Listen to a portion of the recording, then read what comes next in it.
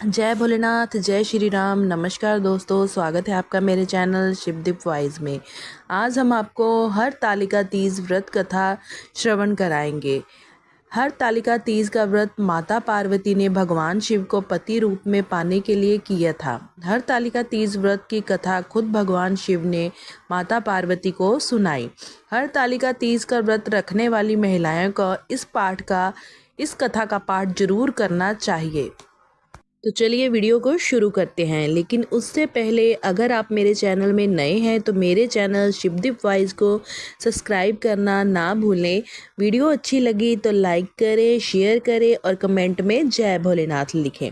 एक बार कैलाश पर्वत के शिखर पर माता पार्वती जी ने महादेव जी से पूछा, हे प्रभु, मुझसे आप वह गुप्त से गुप्त वार्ता कहिए जो सबके लिए सब धर्मों से भी सरल तथा महान फल देने वाली है। हे नाथ, यदि आप प्रसन्न हैं तो आप उसे मेरे सम्मुख प्रकट कीजिए। हे जगन्नाथ, आप आदि मध्य और अंत रहित हैं। आपकी माया का कोई पार नहीं है। आपको मैंने किस भांति प्राप्त किया है? कौन से व्रत, तप या दान के पुण्य फल से आप मुझको वर रूप में मिले हैं? कृपया मुझे बताएं। महादेव बोले, हे देवी सुनिए, मैं आपके सम्मुख उस व्रत को कहता हूँ जो परम गुप्त है। जैसे तारागणों में चंद्रमा और ग्रहों से सूर्य, वर्णों में ब्राह्मण, देवताओं में गंगा, पुराणों में महाभारत, वेदों में साम और इंद्रियों में मन श्रेष्ठ है, वैसे ही पुराण और वेद सबके इसका वर्णन किया है, जिसके प्रभाव से तुमको मेरा आधा आसन प्राप्त हुआ है। हे प्रिय, उसी का मैं तुमसे वर्णन करता हूँ, सुनो। भाद्रपद मास के शुक्ल पक्ष की हस्त नक्षत्र संयुक्त तृतीया के दिन इस व्रत का अनुशासन मात्र करने से सब पापों का नाश हो जाता है। शंकर जी बोले, हिमालय नामक एक महान पर्वत है, जहाँ पर अनेक वृक्ष सुशोभित है और सदा जो बर्फ से ढका हुआ रहता है।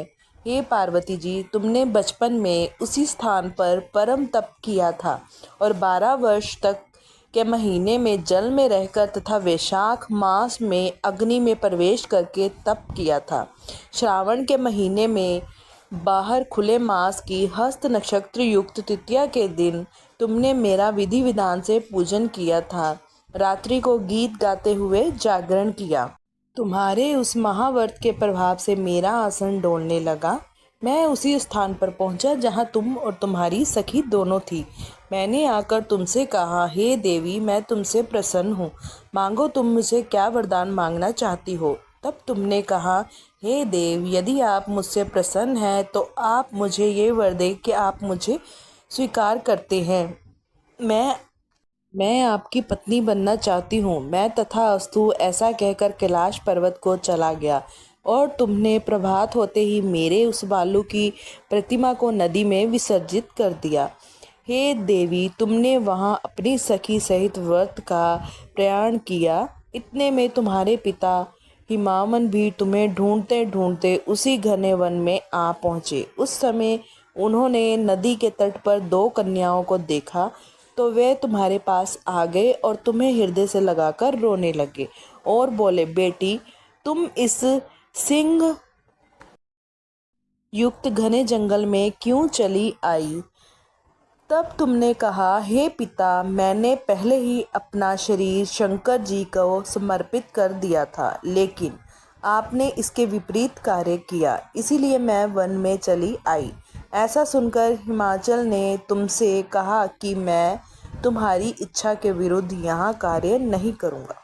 तब वे तुम्हें लेकर घर और वापस लौट आए और तुम्हारा विवाह, हे देवी, मेरे साथ कर दिया।